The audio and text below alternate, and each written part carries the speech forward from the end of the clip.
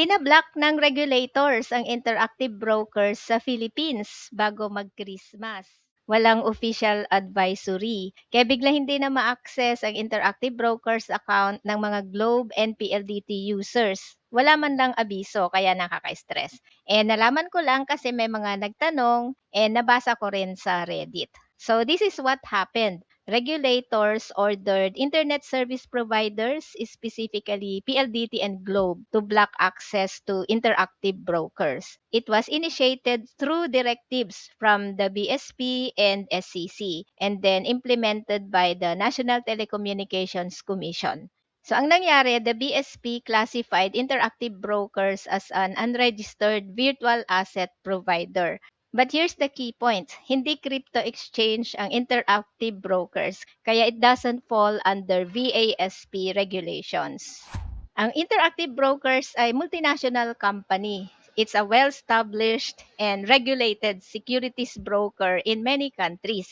Napakalaking company ang Interactive Brokers. Ang daming awards at ilan lang ang mga ito sa awards na natanggap nila for 2025. Ang main business niya ay global stocks, ETFs, options, bonds, and futures. Meron din siyang crypto but it's only a small feature in some markets. At dahil dito, lahat ng services ng interactive brokers ay blinak sa Philippines, not just crypto. Sa SEC angle naman, under the Securities Regulation Code RA 8799, any person engaging in the securities business in the Philippines must register with the SEC. Ang tanong is, interactive brokers operating in the Philippines? Unang-una, wala siyang physical office. Wala rin siyang agents in the Philippines. Hindi rin sila nag-advertise sa Philippines. Unlike sa eToro and other crypto platforms na nag-advertise sa Philippines. And wala rin silang peso-denominated products. Filipino users signed up on their own para makapag-invest sa international markets. So technically, walang operations ang interactive brokers sa Philippines. Filipino clients ang gumagamit ng international service nila abroad. Wala namang law sa Philippines na bawal mag-invest sa international market. Maraming ang fund providers sa Philippines ang nag-offer ng feeder funds na nag-invest sa global markets. Kaya nga may access sila sa international market. Ang pinaka-affected sa nangyari ay ang mga retail investors na merong accounts sa interactive brokers. At ang masaklap, parang walang pakialam ang gobyerno sa retail investors kasi bigla na lang pinablock ang site na wala man lang advisory. Access block lang siya.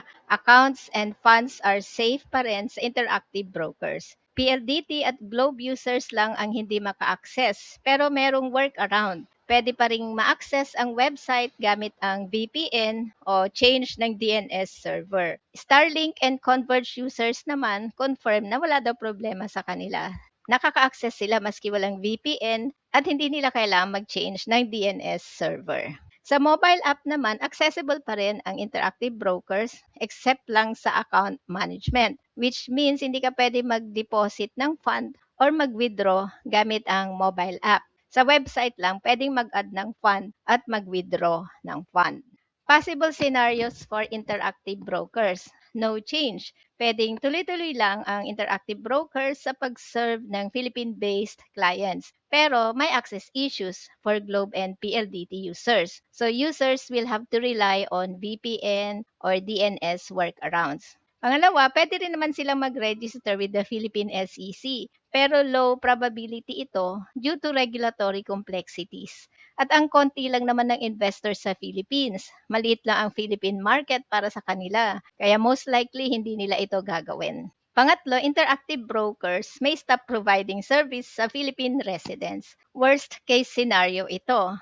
So bago ako nag-interactive broker, sa TD Ameritrade ako unang nag-open ng account noong 2018. Kaya lang nag-decide sila na mag-stop na mag-provide ng support sa Philippine residents. Hindi na block ang access sa TD Ameritrade. At that time, pwede i-keep ang account, pero hindi na pwedeng bumili ng stocks. Pwede lang mag-sell at mag-withdraw ng fund. Kaya nag-open ako ng GoTrade account that time para makabili ako ng stocks and ETFs. And then I transferred my position from TD Ameritrade to Interactive Brokers. In case Interactive Brokers decides to stop providing support to Philippine clients, Pwedeng forced liquidation or account closure, gaya ng nangyari sa eToro noong 2024. Worst case scenario lang naman ito. And pwede rin ilipat sa GoTrade kung okay pa ang GoTrade if this happens. Sa ngayon, wala pang official announcement ang Interactive Brokers kung ano ang next na gagawin nila. Mukhang hindi rin sila in-inform ng regulators sa ginawang pang-block ng site nila sa Philippines. May mga nagtatanong kung anong plano kong gawin now na na-block ang Interactive Brokers sa Philippines. This is not a financial advice. Personal plan ko lang ito based on my risk appetite. Hindi na ako magdadagdag ng new funds to Interactive Brokers for now due to regulatory risk. Pangalawa, I'm starting to de-risk gradually. That means I'll be taking profits and slowly move some funds to PSE and other investment options sa Philippines like funds kasi wala namang ibang choice. But I'm not liquidating my entire Interactive Brokers account yet. So I'll wait for the official announcement from Interactive Brokers kung anong plan nila. May mga nagtanong din, how about GoTrade? Safe pa ba sa GoTrade? Sa ngayon, wala pang restrictions sa GoTrade at okay pa rin siyang gamitin, nagagamit ko pa rin. But take note, it might also face the same regulatory issues in the future. So hindi lang natin alam sa ngayon. Important things to note, ang GoTrade ay hindi siya broker.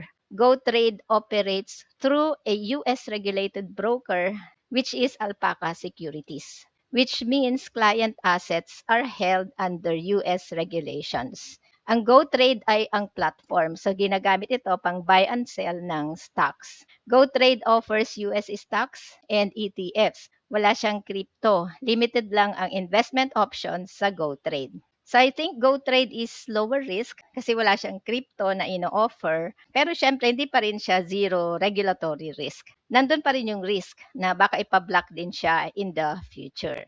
So what are the options? Una-una, you can continue investing sa Interactive Brokers despite the risk hanggang hindi pa pinapa-close ng Interactive Brokers ang account natin. Para ito sa mga aggressive investors who are willing to take the risk to access global markets directly. Pangalawa, feeder funds ng mga banks and brokers that invest in the global market. These are local investment products that put your money into international markets. Ang disadvantage lang is higher ang annual fees, which can reduce your overall returns. With feeder funds, you get access to international markets maski wala kang foreign broker account. Yun nga lang, the cost is higher.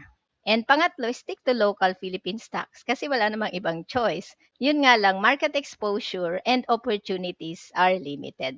That's all for today. So how about you? Ano ang plan mo sa Interactive Brokers account mo? Let me know in the comments below.